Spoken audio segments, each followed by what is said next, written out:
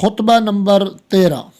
مولا امیر کائنات علی ابن ابی طالب علیہ السلام نے فرمایا، تم میں سے نکل جانے والا اپنے پروردگار کی رحمت کو پا لینے والا اور آنے والا منظر میری آنکھوں میں پھر رہا ہے، جبکہ تمہاری مسجد یوں نمایاں ہو گئی جس طرح کشتی کا سینہ در آں، حالانکہ کہ اللہ نے تمہارے شہر میں اس کے اوپر اور اس کے نیچے سے عذاب بھیج دیا ہوگا اور وہ اپنے رہنے والوں سمیت ڈوب چکا ہوگا۔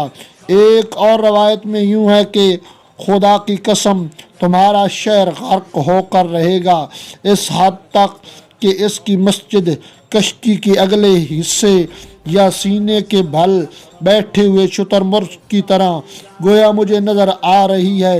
ایک اور روایت میں اس طرح ہے جیسے پانی کے گہراؤں میں پرندوں کا سینہ۔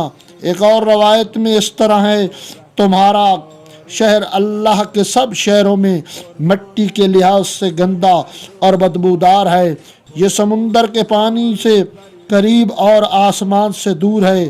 برائی کے 10 حصوں میں سے 9 حصے اس میں پائے جاتے ہیں، جو اس میں آ پہنچا وہ اپنے گناہوں میں اسیر ہے، اور جو اس سے چل دیا افو الہی اس کی شریک حال رہا۔